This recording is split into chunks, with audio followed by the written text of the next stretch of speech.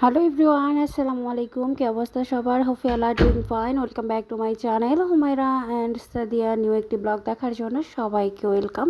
কাছে দূরে, দেশ এবং দেশের বাইরে যে যে প্রান্ত থেকে বসে আমরা আজকের ব্লগ ভিডিওটা দেখছেন বা দেখবেন, আই হোপ সবাই ভালো আছেন, সুস্থ আছেন।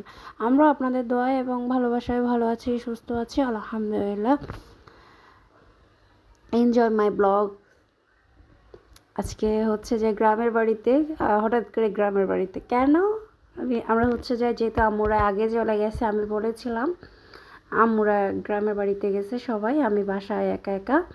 ওরা হচ্ছে যে বিয়ে খেতেই গেছে, মানে দাওয়াত খেতে গেছে, আমার জ্যাঠাতো বোনের বিয়ে। তো জমজ টুইং বেবির থেকে একজনের বিয়ে হয়ে যাচ্ছে, আরেকজন আসছে। তো আজকে চলুন সেটা একটু দেখাবো। আমি বিয়ের দিনে গেছি, হলুদের দিন বা সব কিছুতে আমি থাকতে পারি নাই, দুঃখজনক আমি থাকতে পারি নাই। চলুন বিয়ের দিন কি কি করেছি একটু দেখানো ট্রাই করব। আমি তো বলেছি আমার ক্যামেরাতে, আমার সবাইকে আনি না, সবাইকে রাখি না আমার ক্যামেরাতে, পসিবল না, যেটা সত্যি কথা, সম্ভব না, এই জন্য আমি আনি না। পরবর্তীতে যদি কখনো হয় তখন নিয়ে আসবো, তখন আমিও হয়তো বা আসতে পারি, এরকম আর কি। যাই হোক, চিন্তা ভাবনা করতেছি, এখনও না, সিদ্ধান্ত নেই নাই। তো আমাদের গাছের কাঁঠাল হচ্ছে যে মানে অন্যরকম মজা, নিজের মানে গাছের কাঁঠাল এত মজা। আর আমি তো এমনিতেই পছন্দ করি না, তবে আমাদের গাছের যেহেতু ফ্রেশ, তো আমি ভাবলাম যে একটু খাই, দেখাই আপনাদের সাথে একটু শেয়ার করে। আমার আম্মু বসে পড়েছে, এখানে এক হাঁড়ি হয়েছে মানে কাঁঠাল। এই যে চিকন চিকন এগুলো না খুব মজা লাগে আমার কাছে, এত মজা লাগে, মানে কি বলবো জানি না এগুলোর নাম কি বলে, বাট আমি জানি না, যতটুকু আমি জানি যে কাঁঠালের কি জানি বলে, মানে কাঁঠালেরই একটা অংশ, যাই হোক আমি জানি না, আমার মাথায় আসতেছে না এখন, এমনি কি জানি একটা বলে, আমার মাথায় আসতেছে না। তো এই যে আমি টেনে টেনে এগুলাই খাচ্ছি, আমার আম্মু হাসতেছিল, বলে যে কাঁঠাল না খেয়ে এগুলা কেন খাচ্ছ, এগুলা বেশি খেলে নাকি পেট ব্যথা করে, এরকম একটা বলতেছিল আম্মু। আম্মুর সাথে আমি মজা করতেছি, আম্মু বলতেছে যে তোমার কথা তুমি উপরে রাখো, আমি এত কথা জানি না। তো এখানে দেখেন আমার মেয়ে মহা হ্যাপি, বাবারে বাবা, মানে বিয়েতে যাচ্ছে, আসতেছে, আমাকে তো চিনতেছেও না, এত মজা করতেছে, এত মজা করতেছে, আমাকে চেনারই কোনো ইয়ে নাই।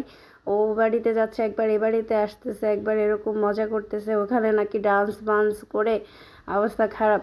আমার কাছে ওই ভিডিওগুলো এখনও পর্যন্ত আসে নাই, যখন আসবে তখন হয়তো বা শেয়ার করবে ইনশাল্লাহ। ওই বিয়ের ভিডিওগুলো এখনও পর্যন্ত আমার কাছে আসে নাই।